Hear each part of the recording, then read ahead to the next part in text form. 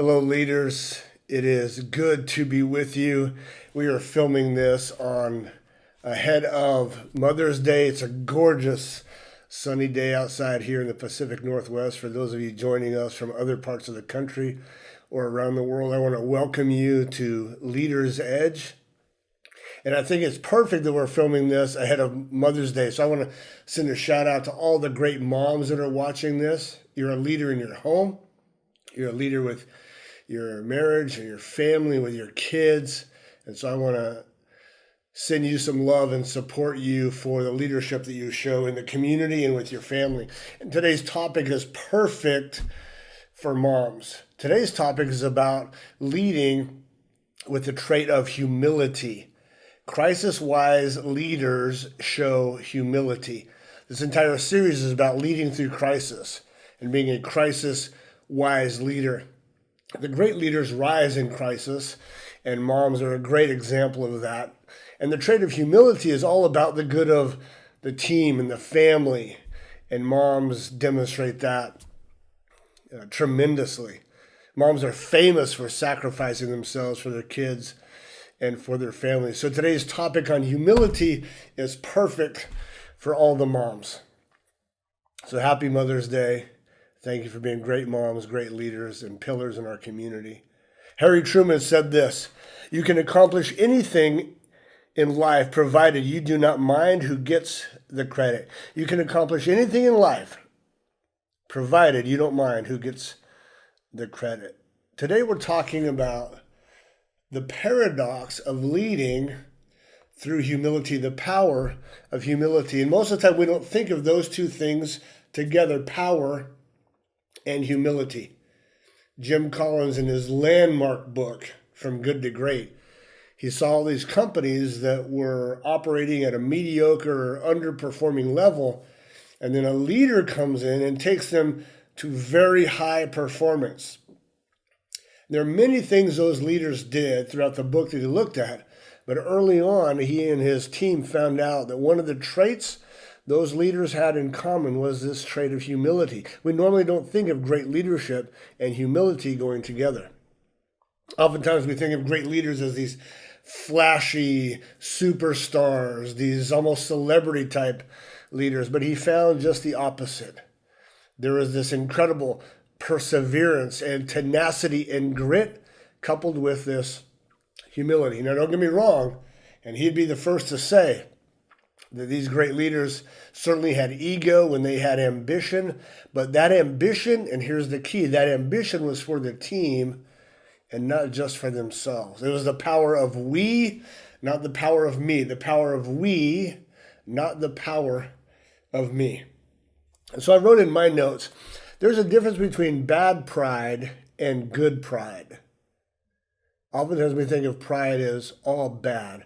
Bad pride is what we normally think of. We think of arrogance and self-centered and showing off, pointing to our own accomplishments. That is a bad pride, and it can get ugly. We've all been guilty of it at times. I certainly have.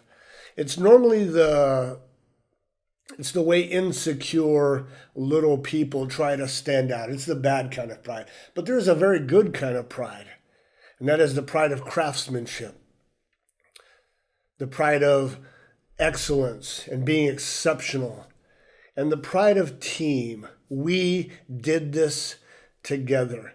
And the great leaders, the crisis-wise leaders, the level 5 leaders, that's what Jim Collins calls them, the level 5 leaders have this, we did this amazing thing together. I want you to think of yourself and how you lead. Is it more about we, or is it more about me? The great leaders think of we. I wrote down some things that these level 5 crisis-wise leaders that are marked by humility, some of the things you would hear them say. How can I help you? I don't know, but let's figure it out together. The humble leaders don't have to have all the answers. Those are the small, insecure leaders. The humble leaders are not afraid to say, I don't know, Let's gather together, let's collaborate, and let's figure this thing out. They're not afraid to say, I need your help. They recognize they don't have all the skills necessary to build this great thing together, to build a championship level team together. I need your help. They're not afraid to say this. You are so good at fill in the blank. You are so good at. You're better than me at. In fact, level 5 leaders, great leaders, surround themselves with people who are better at certain things that they are. It's one of the traits of great leadership.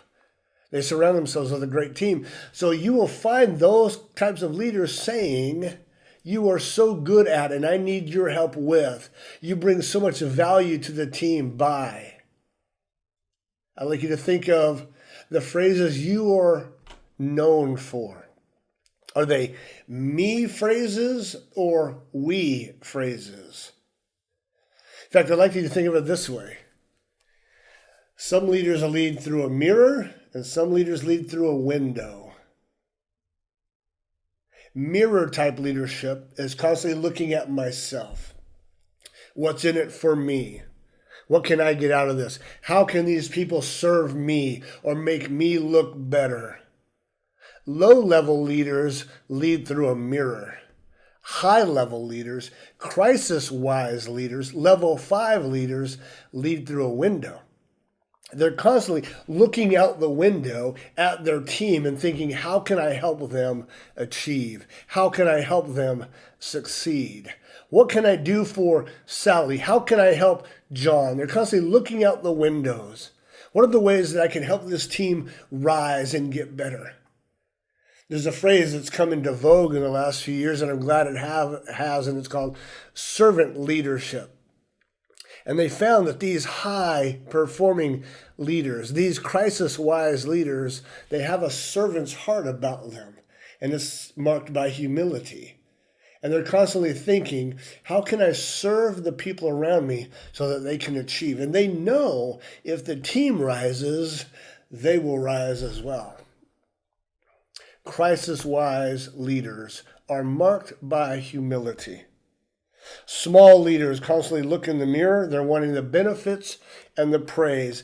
Big leaders, level 5 leaders, constantly look out the window, looking for ways to help others.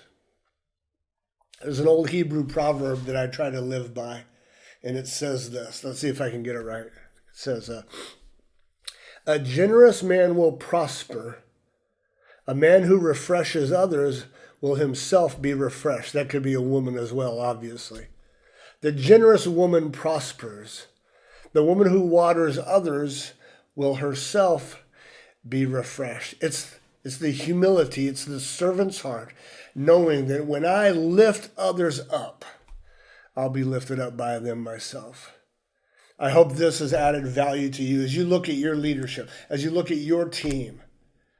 Adding value to them through humility, thinking of we instead of me, looking through a window instead of a mirror. I challenge you to think of the benefits that you can bring to your team. Helping them rise, helping them succeed will help you succeed. I'm H.R. Huntsman. This is Leader's Edge. I hope this has added great value to you. Again, happy Mother's Day to all the moms. Go lead well. Go shine.